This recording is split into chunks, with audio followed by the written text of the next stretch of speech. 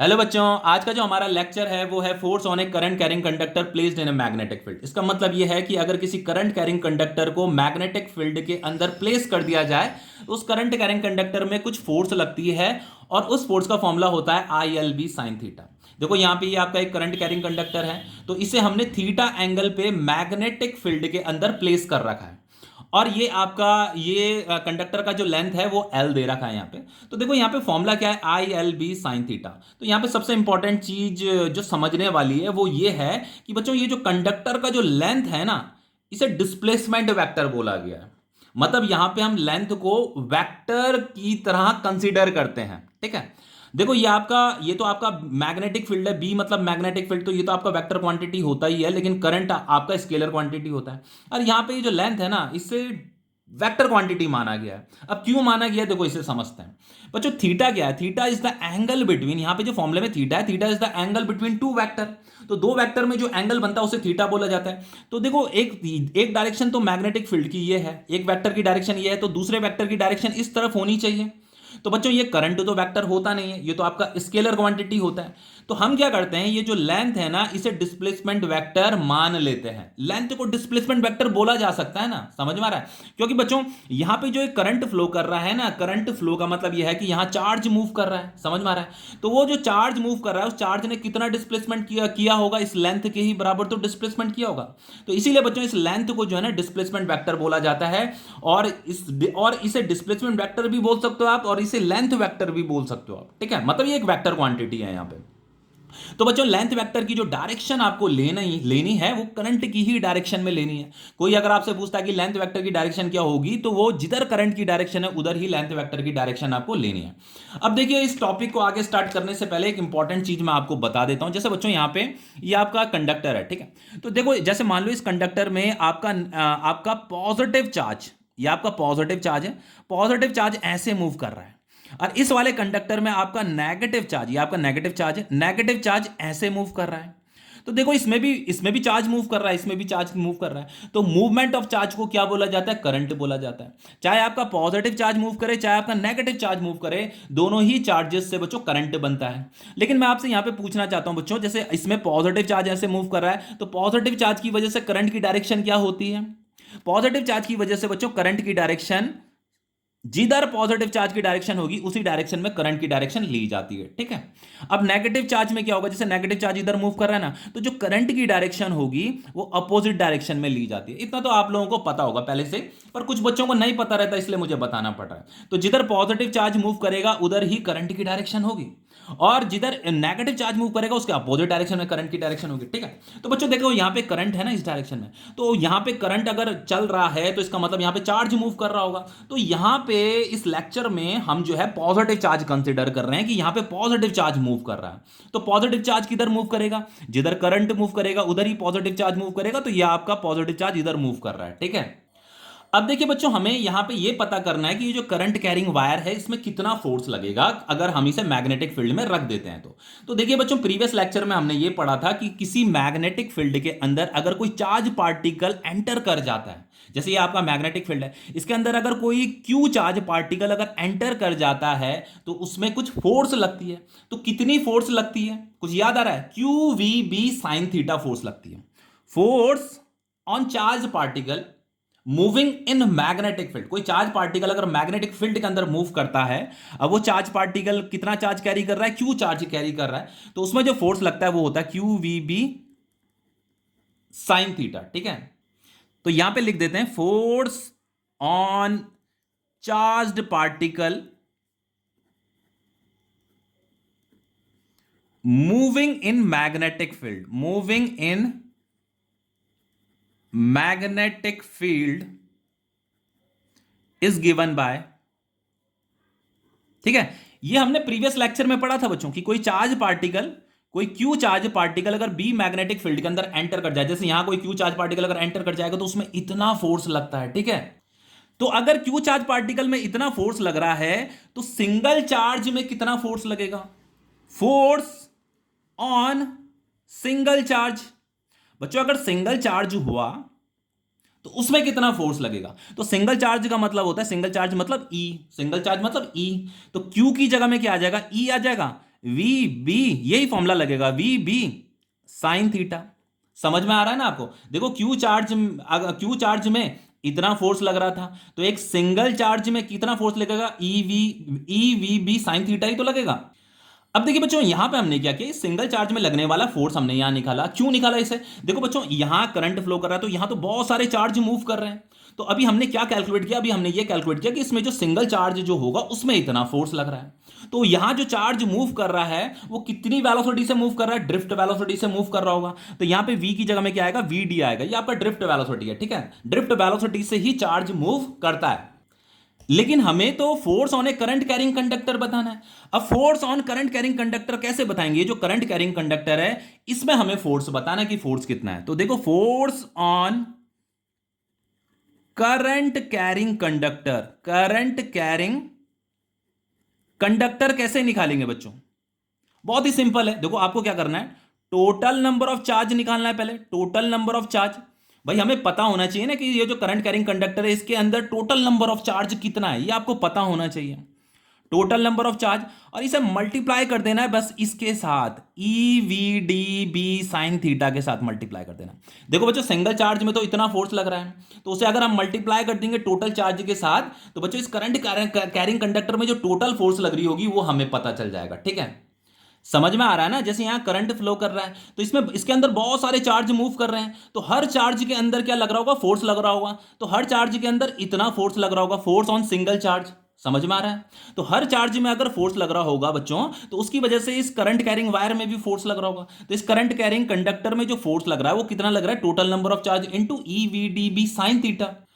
अब देखिए, यहां पे हमें ये total number of charge calculate करना है। सबसे पहले हमें पता होना चाहिए कि इस कंडक्टर के अंदर टोटल नंबर ऑफ चार्ज है कितना, मतलब नंबर ऑफ चार्ज है कितना। तो देखो बच्चों, नंबर ऑफ चार्ज निकालने के लिए आपको सबसे पहले इलेक्ट्रॉन डेंसिटी पता होना चाहिए। बिना electron density, sorry, charge density पता होनी चाहिए। वैसे इलेक्ट्रॉन डेंसिटी भी बोला जा सकता है, या चार्ज डेंसिटी भी बोला जा सकता है। बिना चार्ज डेंसिटी के आप जो है ये टोटल नंबर ऑफ चार्ज नहीं निकाल सकते। देखो बताता हूं आपको। देखो बच्चों, जैसे आपका चार्ज डेंसिटी का फॉर्मूला क्या होता है? चार्ज डेंसिटी का जो फॉर्मूला होता है आपका, total number of charge, total number of charge divided by volume of conductor, volume of conductor. ये जो कंडक्टर है ना, ये जो करंट कैरिंग कंडक्टर है, इसका वॉल्यूम देखो, इसका लेंथ एल दे रखा है, इसका area of cross section A है। ठीक है, ए, तो ए को अगर एल के साथ मल्टीप्लाई कर दोगे तो इसका वॉल्यूम हमें मिल जाएगा। समझ में आ रहा है? और हमें क्या निकालना है बच्चों? हमें ये टोटल नंबर ऑफ चार्ज निकालना है। तो टोटल नंबर ऑफ चार्ज कैसे निकलेगा? टोटल नंबर ऑफ चार्ज के लिए आपको ये वॉल्यूम ऑफ कंडक्टर को चार्ज डेंसिटी के साथ मल्टीप्लाई कर देना है, बस। बाकी कुछ नहीं करना है।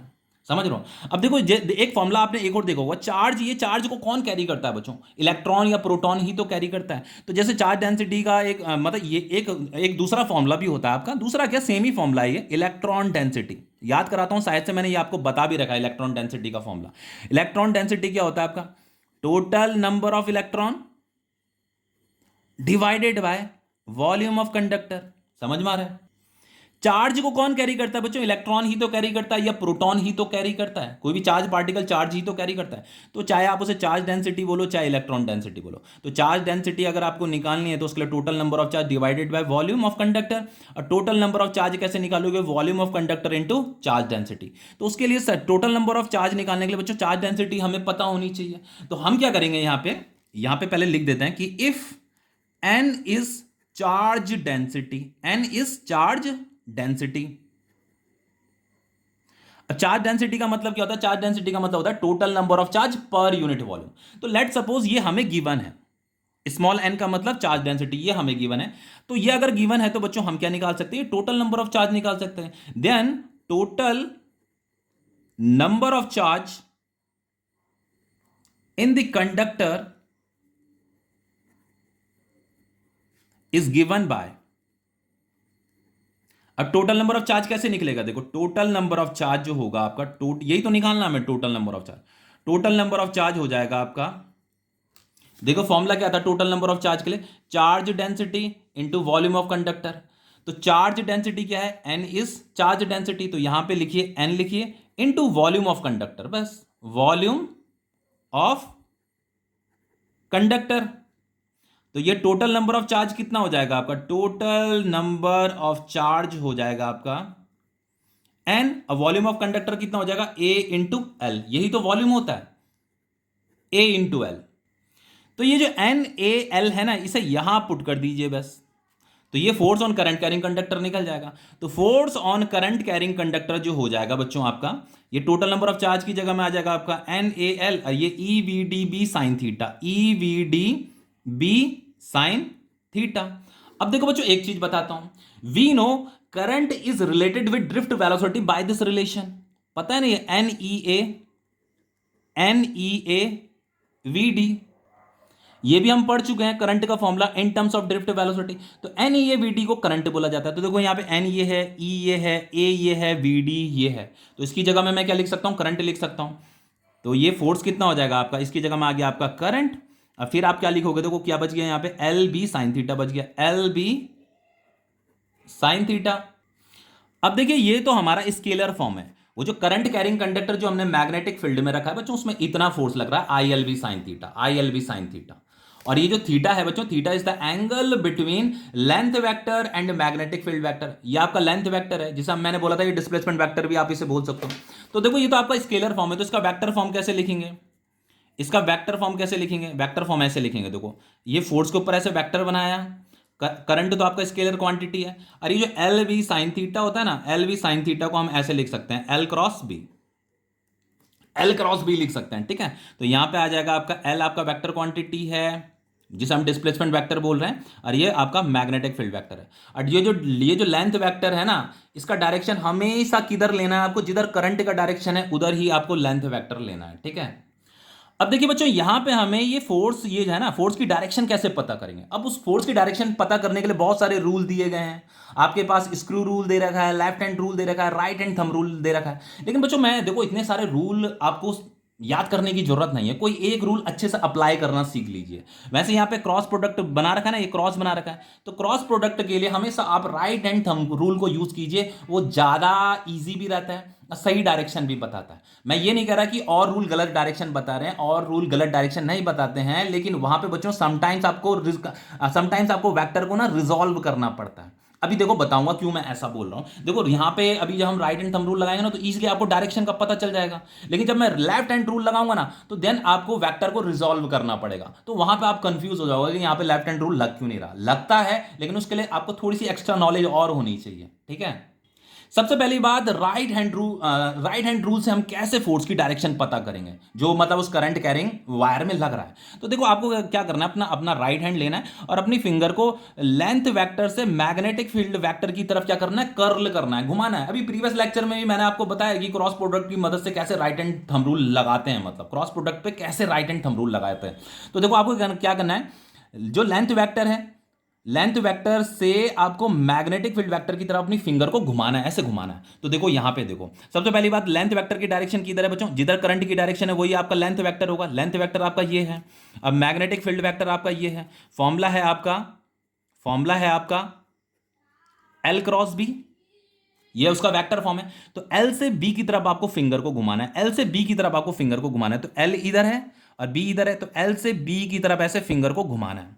अब देखो बच्चों, जैसे मेरा ये राइट हैंड की फिंगर है, ठीक है, राइट हैंड थंब रूल लगा रहा हूं मैं, तो मैं एल से, एल इधर हो गया, अब बी इधर हो गया, तो मैं कैसे घुमाऊं, मेरी तो उंगलियां टूट जाएंगी अगर मैं इसे घुमाने लगा, नहीं घूम रहा ना। तो आपको क्या करना है, अपने थंब को ऐसे नीचे की तरफ ऐसे डाउनवर्ड पॉइंट कर दो, ऐसे इनटू द पेज पॉइंट कर दो, सॉरी वो मुंह से डाउनवर्ड निकल जाता है, ये इनटू द पेज है, ठीक है। तो मैंने ये थंब इनटू द पेज कर दिया। तो अब देखो आप क्या करो, एल से बी की तरफ फिंगर को घुमाओ, तो देखो ये एल से बी की तरफ इजीली फिंगर घूमने लग गई ना, घूमने लग गई। तो जिधर आपका थंब पॉइंट कर रहा है ना, वही आपकी फोर्स की डायरेक्शन है। तो देखो एल से बी की तरफ मैं फिंगर को ऐसे घुमा रहा हूं, आपका थंब ऐसे inward into the page point कर रहा है, तो यही क्या है, आपकी फोर्स की डायरेक्शन है। तो इस करंट कैरिंग वायर में या करंट कैरिंग कंडक्टर में जो फोर्स लग रही है बच्चों, फोर्स किधर लग रही है, force is inward into the page लग रही है। अब देखिए स्क्रू रूल लगाते हैं, स्क्रू रूल कैसे लगता है, देखो स्क्रू रूल, ये तो हमने राइट हैंड थंब रूल बताया ना मैंने, स्क्रू रूल कैसे लगता है। आपको क्या करना है, इधर आपका लेंथ वेक्टर है, इधर आपका मैग्नेटिक फील्ड है, तो एल से बी की तरफ ऐसे, एल से बी की तरफ स्क्रू को घुमाना है। तो स्क्रू कैसे घुमाएंगे बच्चों, एल से बी की तरफ ऐसे तो घुमाएंगे, एल से बी की तरफ स्क्रू को घुमाना है। तो जब हम स्क्रू को ऐसे घुमाएंगे तो स्क्रू किधर जाएगा, इनवर्ड अंदर की तरफ मूव करेगा ना। तो बस वो अंदर की जिधर वो मूव कर रहा है ना, वही फोर्स की डायरेक्शन है। अब बात करते हैं लेफ्ट हैंड रूल की। लेफ्ट हैंड रूल की, यहां पे आप कंफ्यूज हो जाओगे लेफ्ट हैंड रूल समझते समझते। इसलिए कर रहा हूं, बस राइट हैंड थंब रूल पकड़ो बस, बाकी कुछ मत पकड़ो। देखो लेफ्ट हैंड रूल में क्या करना होता है, हमें अपनी इन तीनों फिंगर को म्यूचुअली परपेंडिकुलर करना होता है। तो कई बच्चे तो इसी में परेशान होते रहते हैं, उनकी उंगली इधर उधर जाती रहती है, पर हमेशा याद रहे कि आपकी म्यूचुअली परपेंडिकुलर रहे। तो ये आपकी करंट की डायरेक्शन है, ये आपकी क्या है, मैग्नेटिक फील्ड है, ये थंब क्या है, आपका फोर्स है। अब देखो ये तीनों की तीनों म्यूचुअली परपेंडिकुलर होनी चाहिए, तो सबसे पहली बात ये थीटा तो 90 डिग्री है ही नहीं, ये तो म्यूचुअली परपेंडिकुलर है ही नहीं। भाई यहाँ पे देखो ना, देखो मान लो ये लेंथ वेक्टर है एक, और ये आपका मैग्नेटिक फील्ड वेक्टर है, और फिर आपका फोर्स भी है, तो ये दोनों के दोनों तो आपका म्यूचुअली परपेंडिकुलर है ही नहीं। तो आप इस लेंथ वेक्टर इस लेफ्ट हैंड रूल को अप्लाई कैसे करोगे, कर ही नहीं पाओगे। ये म्यूचुअली परपेंडिकुलर होने चाहिए, मतलब इन्हें इस तरीके से फिंगर को अपना इस तरीके से अलाइन करना पड़ता है कि आपस में 90 डिग्री पे वो रहे, मतलब ठीक है, ये म्यूचुअली परपेंडिकुलर इस तरीके से, समझ में आ रहा है। अब देखो ये और ये तो 90 डिग्री पे है ही नहीं, अब क्या करोगे, तो अब आपको ना यहाँ रिजॉल्व करना पड़ता है। क्या करना पड़ेगा, जैसे मान लो वैसे करंट को तो रिजॉल्व नहीं किया जाता, लेंथ वेक्टर को मैं रिजॉल्व करूंगा, तो एक लेंथ वेक्टर मैंने इधर बना दिया, एक लेंथ वेक्टर मैंने इधर, मतलब इस लेंथ वेक्टर का मैंने कंपोनेंट बना दिया, एक इधर बना दिया, एक इधर बना दिया, ठीक है। वैसे करंट का भी, वैसे इस फिंगर को हम करंट ही बोलते हैं, तो करंट का भी बोला जा सकता है, ठीक है। लेकिन मैं अगर करंट बोलूंगा तो कुछ बच्चे कंफ्यूज हो जाएंगे, ठीक है। तो अब देखो क्या करना है आपको, मैग्नेटिक फील्ड किधर है, इधर है, ठीक है। तो जो लेंथ वेक्टर का जो ये वाला जो कंपोनेंट है ना, ये वाला जो मैग्नेटिक फील्ड तो इधर है, तो लेंथ वेक्टर का जो ये वाला कंपोनेंट है उस तरफ आपको फिंगर नहीं करनी अपनी, ये वाली जो फिंगर है ना, ये लेंथ वेक्टर के लिए, बस ऐसे समझ लो, या करंट के लिए समझ लो या लेंथ वेक्टर के लिए समझ लो, ठीक है। तो लेंथ वेक्टर का जो ये वाला कंपोनेंट है, बस इस तरफ हमने ये फिंगर कर दी, इसे मैंने इधर कर दिया जिधर मैग्नेटिक फील्ड है। थंब किधर पॉइंट कर रहा है, देखो इनवर्ड पॉइंट कर रहा है, कैमरे में दिख नहीं रहा होगा ना, थंब थंब किधर पॉइंट कर रहा है, इनवर्ड पॉइंट करना है। तो इस वाले केस में समटाइम्स आपका लेफ्ट हैंड रूल इजीली लग जाता है, लेकिन समटाइम्स हमें क्या करना पड़ता है, कंपोनेंट रिजॉल्व करने पड़ते हैं, मतलब रिजॉल्व करना पड़ता है, किसे, इस लेंथ वेक्टर को रिजॉल्व करना पड़ता है। या आप ऐसे भी बोल सकते हो करंट को रिजॉल्व करना पड़ता है, लेकिन करंट को इसलिए बोलना सही नहीं रहेगा क्योंकि करंट आपका स्केलर क्वांटिटी नहीं है, लेकिन बोला भी जा सकता है, ठीक है। तो मैं तो ये कहूंगा इस लेफ्ट हैंड रूल के चक्कर में ही मत पड़ो, हल्के हल्के समय के साथ साथ जैसे जैसे आपकी फिजिक्स अच्छी होती जाएगी आपको सब कुछ खुद ही समझ में आता जाएगा। और राइट हैंड थंब रूल मैंने आपको बता ही दिया है, ठीक है। अब देखो यहां पे एक क्वेश्चन कर लेते हैं, वैसे ये आपका एनसीईआरटी का ही क्वेश्चन है, एनसीईआरटी एग्जाम्पल में मैंने करा भी दिया आपका, ठीक है।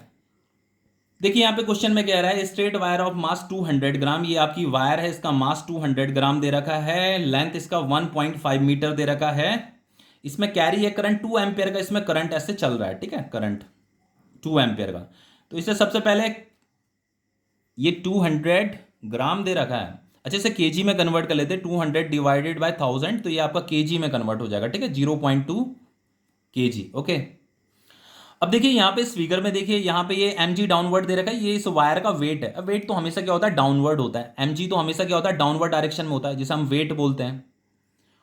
और यहाँ पे ये देखो क्रॉस बना रखा है, क्रॉस का मतलब होता है इनवर्ड, इनटू द पेज। तो बी का मतलब मैग्नेटिक फील्ड, मैग्नेटिक फील्ड की डायरेक्शन क्या है, इनवर्ड है, इनटू द पेज है, मैग्नेटिक फील्ड ऐसा है। और उस मैग्नेटिक फील्ड में हमने इस करंट कैरिंग वायर को रखा हुआ है, तो ये आपकी जो मैग्नेटिक फील्ड की डायरेक्शन है वो इनवर्ड दे रखी है, ठीक है। मतलब मैग्नेटिक फील्ड और mg आपस में क्या है, परपेंडिकुलर है। अब यहाँ पे इंटरेस्टिंग चीज ये है कि ये जो करंट कैरिंग वायर है ना, ये बच्चों हवा में तैर रही है, देखो यहाँ पे लिखा है it is suspended in mid year by uniform horizontal magnetic field. ये ना हवा में तैरने में लगी है बाय मैग्नेटिक फील्ड। देखो सबसे पहली बात है, इसे तो mg फोर्स की वजह से नीचे गिर जाना चाहिए, लेकिन ये नीचे नहीं गिर रही है। तो ये नीचे क्यों नहीं गिर रही है, ये इसलिए नीचे नहीं गिर रही है क्योंकि पक्की बात है कि यहाँ पे अपोजिट डायरेक्शन में कोई फोर्स लग रहा है। अब ये फोर्स क्यों लग रहा है, ये फोर्स इसलिए लग रहा है क्योंकि हमने इस करंट कैरिंग वायर को जो है मैग्नेटिक फील्ड के अंदर रखा हुआ है। तो जब भी हम किसी करंट कैरिंग वायर को मैग्नेटिक फील्ड में रखते हैं तो उसमें फोर्स लगता है, तो वो फोर्स किधर लग रहा होगा, पक्का इसी तरफ लग रहा होगा। और ये फोर्स क्या कर रहा है, इस mg को क्या कर रहा है, काउंटर कर रहा है, जिसकी वजह से ये हवा में क्या कर रहा है, तैर रहा है, नीचे नहीं गिर रहा है, हवा में तैर रहा है। तो बस यही फोर्स हमें कैलकुलेट करनी है, ठीक है। तो बच्चों अभी हमने पढ़ा था कि force on current carrying conductor by magnetic field कितना होता है, वो होता है आपका, अभी तो पढ़ा था, फॉर्मूला क्या था उसका, आई एल क्रॉस बी था। इसी को हम कुछ इस तरीके से लिख सकते हैं, I L B sine theta लिख सकते हैं। थीटा क्या होता है बच्चों, theta is the angle between L and B. तो लेंथ वेक्टर इधर है, मैग्नेटिक फील्ड इनवर्ट है, तो थीटा कितना हो गया, 90 डिग्री हो गया। तो ये कितना हो जाएगा आपका I L B sine 90 degree. Sine 90 degree की वैल्यू कितनी होती है, 1 होती है, तो हम ये कितना हो गया, आई एल बी हो गया। तो फोर्स ये जो लग रहा है ऊपर की तरफ ये कितना है, आई एल बी है। और ये ILB और ये mg क्या है, एक दूसरे के इक्वल है, तभी तो ये हवा में तैरता रहेगा, अदरवाइज नीचे नहीं गिर जाएगा। तो ये दोनों के दोनों क्या है, इक्वल है।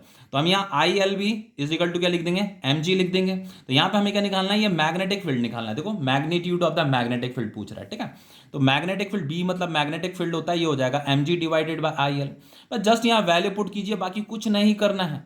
तो यहाँ पे मास कितना दे रहेगा, 0.2 g जो होता है इसकी वैल्यू होती है 9.8, जैसे हम एक्सलेशन ड्यू टू ग्रेविटी बोलते हैं। ये करंट आपका 2 एम्पियर है, लेंथ दे रखा है आपका 1.5 मीटर। तो इसे जब आप सॉल्व करोगे ना, तो ये जो मैग्नेटिक फील्ड आएगा आपका 0.65 आता है, और इसका जो SI यूनिट होता है वो क्या होता है, टेस्ला। ठीक है, तो ये क्वेश्चन आपका कंप्लीट हो गया है।